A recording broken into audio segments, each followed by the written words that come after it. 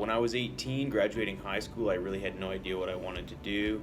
I had a cousin that worked for FMC who was selling wellheads at the time, and his job looked quite luxurious. As a salesman in Calgary, Alberta, Canada, a lot of his time was spent downtown entertaining customers and doing a lot of exciting things, extracurricular, which seemed pretty intriguing to me. So I asked him if he could get me a job doing sales downtown Calgary, Alberta, and he actually told me to join drilling rigs and start off as a roughneck to be able to prove myself and get the field experience I needed to eventually become a salesman. I didn't want to go back to school right away, and by that I mean furthering education within going to university or going to college.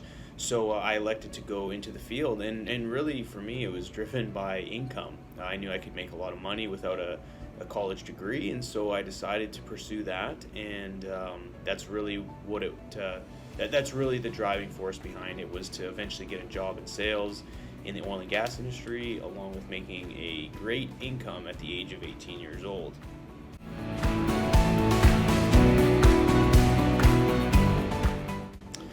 All right, well, that's quite a lot to unpack, actually. They all are different roles within a couple different companies.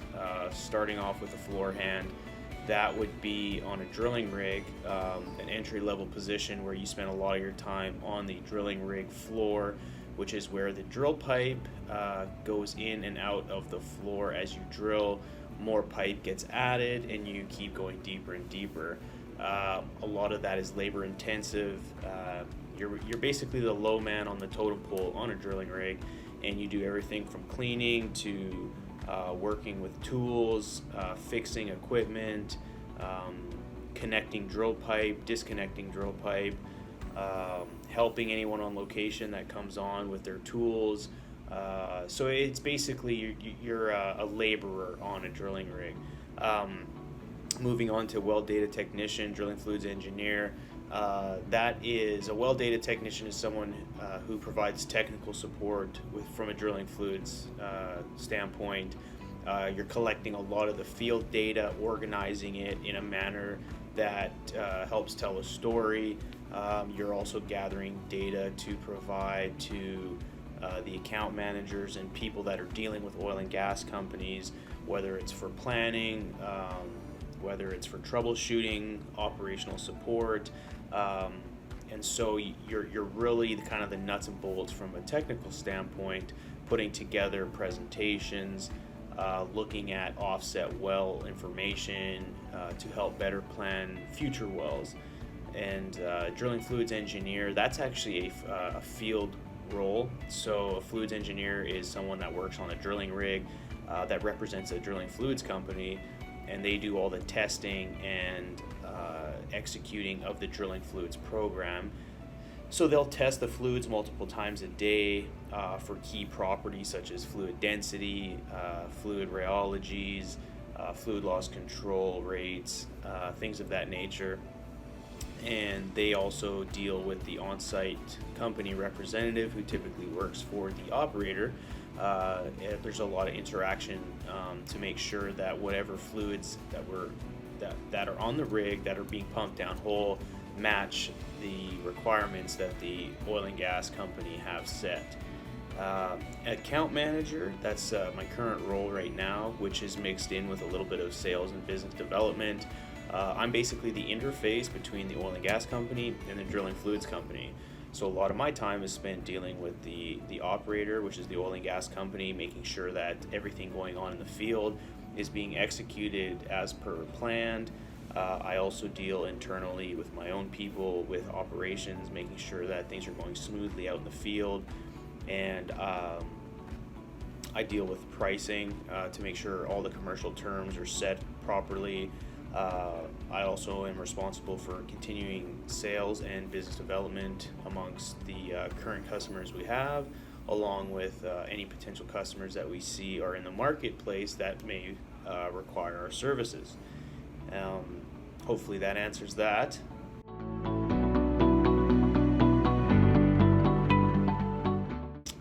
So I was always interested in podcasting. The first podcasts that I listened to were from a long time ago, probably in 2014.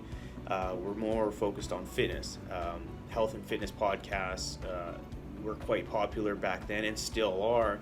And I just found it fascinating that there was a platform that you could basically look for free information and obtain free information, and people were willing to talk about topics that otherwise you'd have to pay for courses or you'd have to buy books to learn about, but people were openly discussing these. And so I thought to look up for oil and gas podcasts. So I searched and I found Oil and Gas This Week, which is Oil and Gas Global Network's first podcast that they delivered. And so I listened to that for quite a while and eventually got to know the gentleman who started that podcast. His name is Mark LaCour, and we had lunch, and through networking, eventually he offered me a job at Oil and Gas Global Network to be a podcast host. And that's something that podcasting was always interesting to me and something I wanted to originally do for health and fitness, but the opportunity came up in oil and gas, so I wanted to take the opportunity to do that. I felt it would be extremely exciting to be able to interview folks throughout the industry who have a compelling story and are just willing to provide information, along with the ability to network with people and help bring people together and send a message to the rest of the industry, and hopefully even outside of the industry, about all the exciting things that we do within the oil and gas space.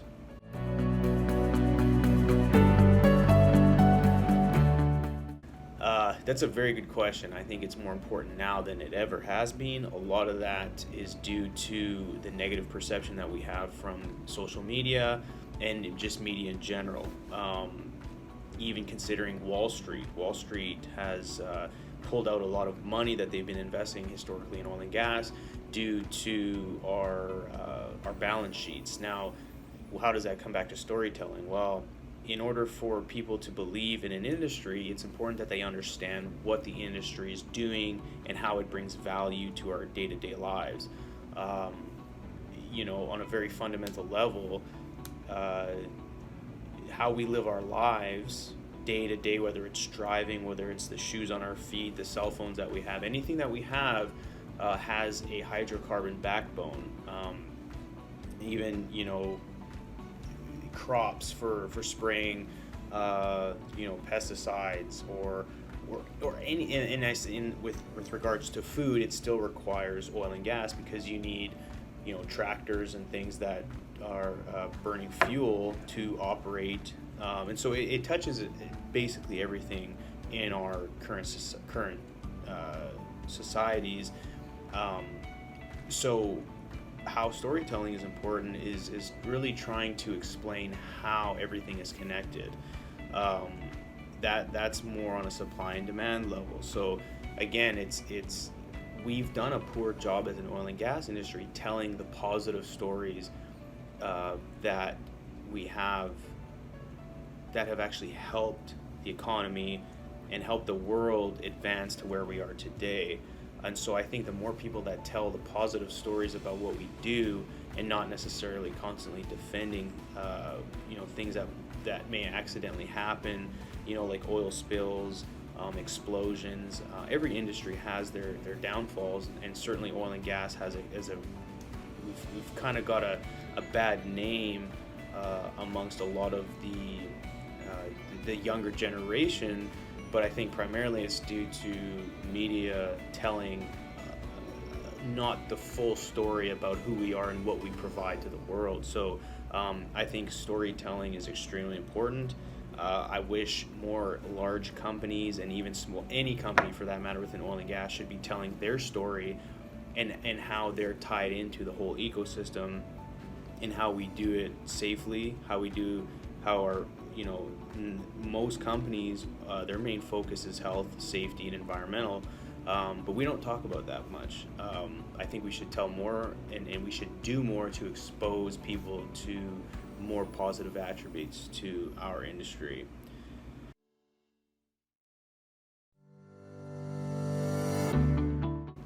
I think we're unique in the sense that a lot of folks that are extremely successful in our industry started off in the mud, and by that I mean people that don't have a college degree, really worked their way into high-level positions and have created careers and have allowed their families to reap the benefits of the American dream. I think, and I say the American dream, the Canadian dream as well, but I think those are two. It's interesting because what you put into it is what you'll get out. And I was 18 years old. My first job was scrubbing toilets and scrubbing walls, and here I am today at 33 years old doing things without a full college degree that I don't think many other people could do in any other industry. And so I think that part of it's unique. I think we're still a business that really depends on human interaction.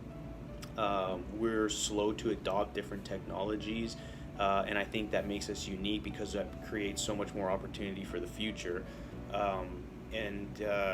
It's a people's business. A lot of it's dealt through handshakes. Networking is extremely important in our industry. It's all about who you know, not necessarily what you know.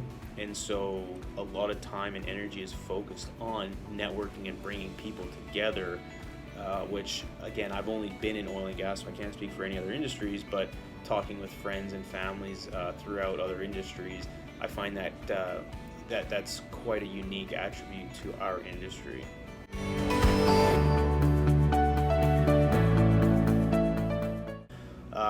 Quite simply, it's really funny how lucky you get if you simply work as hard as you can. Looking back, it's been an amazing journey. I've made some extremely tough decisions, and I've made some extremely tough sacrifices to get to where I'm at. But it's all been, the end result has been extremely gratifying. I would have never thought I'd be living in Houston, Texas, growing up in a small town in British Columbia, Canada. It's been a roller coaster, lots of ups and downs, but certainly more ups than downs.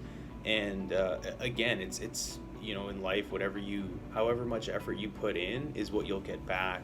And I wouldn't change what I've done for anything.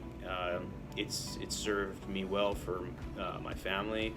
We're fortunate enough to be in the situation that we're in.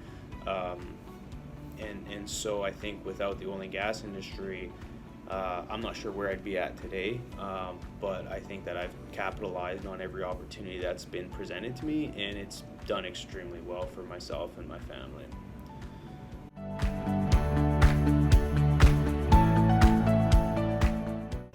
Right now, there's not a lot of people interested in joining the oil and gas industry. Again, it's the stories that people hear about how we're ruining the earth and how bad we are, and a lot of sort of the negative connotations towards oil and gas has certainly suppressed people's interest to joining our industry.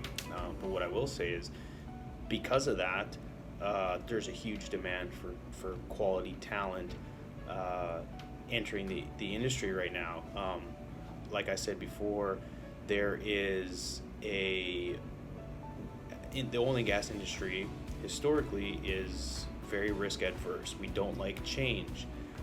That is changing. A lot of the old generation that has been stuck in their ways is now leaving the industry, leaving folks like myself and even younger to change the way we do things, adopt new technologies.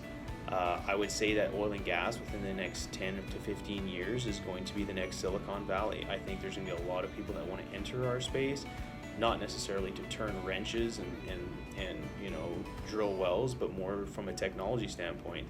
Every day there's new technology startup companies that enter our industry, and they're changing the way we conduct business. I think there's so much opportunity for young folks that are driven and want to succeed and provide just a totally new look and a new culture to our industry. It's gonna change for the better, and I'm starting to see signs of that. And if I was in my early 20s or late teens, I would take advantage of the fact that people are leaving, because that just presents great opportunity for the future. Thank you.